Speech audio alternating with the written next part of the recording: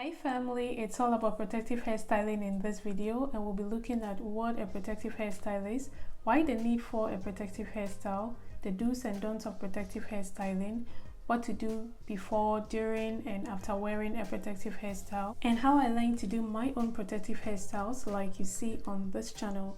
So if you are for it, click the like button and let's get into it. What is a protective hairstyle? It's basically a style that tucks away the ends of your hair and also minimizes manipulation. There are low manipulative hairstyles that can or cannot be classified as protective hairstyles, but this video is mainly on protective hairstyle. Examples of protective hairstyles are buns, cornrows, two-strand twists, bantu knots, threading, and others. You can comment below which other styles you think are protective hairstyles based on its definition. Why the need for a protective hairstyle? As the name says, it protects your hair. So it limits the hair's exposure to the elements which could otherwise impact negatively on it. So like when the end of your hair is exposed to the weather, it could dry out pretty quickly and cause breakage. It also gives you a break from your hair for as long as it is in. Who doesn't need a break? But that is not to say you should neglect your hair when it's in a protective style. We'll talk about that in a bit. When it comes to protective styling, there are a number of things you shouldn't do. So let's look at the don'ts of protective hairstyling. You do not have to apply too much tension on the scalp or pull too tight at the root when you are installing a protective hairstyle. When you are doing protective hairstyles like cornrows or braids, you or your stylist has the tendency to pull so tight at the root just to make the hair look very neat and also to make it last longer. This could cause inflammation on the scalp and possibly damage to the hair follicles some time to come. Do not leave your hair in a protective style unattended for too long. That is to say, do not neglect your hair in a protective style. You still have a thing or two to do while the style is on. Lastly, do not leave a protective hairstyle on for longer than your hair can tolerate. Personally, how long I keep a protective hairstyle on depends on a couple of factors.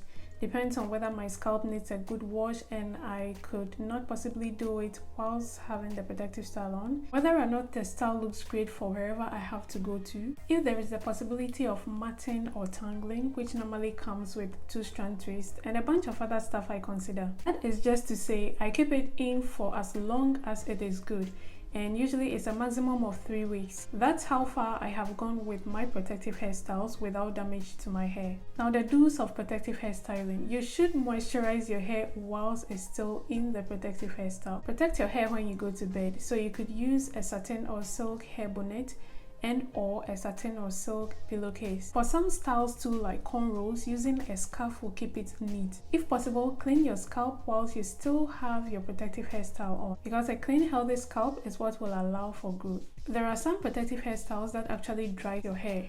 Others are able to retain moisture for at least a period of time. If you notice a particular protective hairstyle dries your hair quickly, then you might have to moisturize more frequently or probably just go for other options. Personally, I noticed when I use yarn, it kind of dries out my hair. So for some time now, I don't use yarn for long-term protective hairstyles.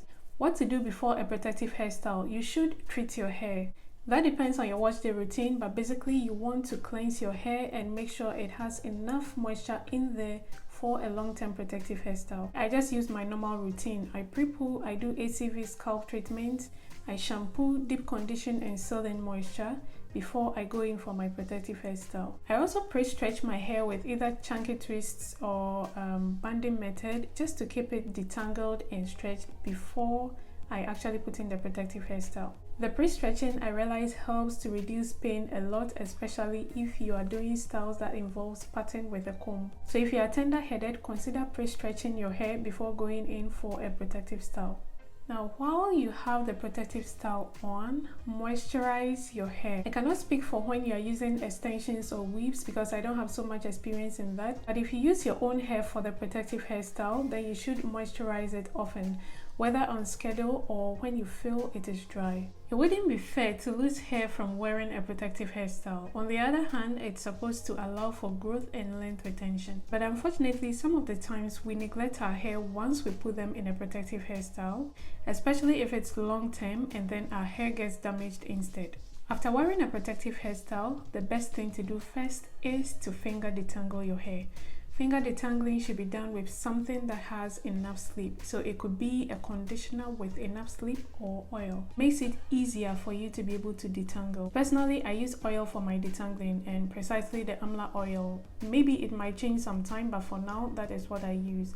It has, it's oil, so it has enough slip, and I just use it as my pre-poo as well. So start detangling with your fingers, and then if there is the need to use a white tooth comb, you can use that, or any detangling tool that makes the work easy for you. I finger detangle before cleansing my hair or shampooing my hair, and then during the conditioning stage, I use the white tooth comb to further detangle. So after all this is done, when you see single strand knots or weak strands, try to dust them off with a sharp scissors. And now my story of how I learned to do my own protective hairstyles. Naturally, I take interest in hairdo. Growing up, I remember threading my mother's hair and that of a family friend. So when I started keeping long hair, I started playing around threading my own hair.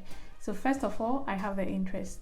Now, when I went natural in 2016, I had no idea what to do with my short natural hair. So I always went to the salon to get it done. At the salon, I paid attention to whatever my hairdresser was doing. I asked a lot of questions about the products that were being used and even the techniques that were being used to style my hair. When my hair was being twisted, for instance, I was looking in the mirror. So I kind of learned some techniques from my hairstylist. I practiced what I learned in my own free time. So for 2-strand twists, for instance, I section a portion of my hair in front and put the rest in a bun. So I practiced the twist on the front section, and so that section is quite small. If I have to go out somewhere and I'm not done with my twist or it's not looking so good, I just try to maybe roll it and pin it some way, somehow, do something about it, and then I can freely go out. When I got used to twisting the front section of my hair, then I was confident enough to twist the rest of the hair. I did the same thing with cornrows and flat twisting as well. For other styles like roll, tuck and pin, I watched lots of videos, and actually mine never came out like the tutorial. But one of the lessons I learned from watching the videos and practicing on my own is that when you keep practicing,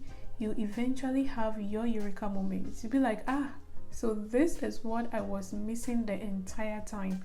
Some of the times it comes with the experience, so you have to keep practicing. So you should first have the interest, watch others do it, and then practice it on your own. It can be so frustrating when you are trying to learn something and it's not coming out the way you want it to. And that is why personally I started learning on small portions. It's less frustrating doing it on small portions compared to trying to do everything all at once. If you have any other tips on protective hairstyling, please comment down below to help someone. Thanks for watching. I'll see you again in my next video.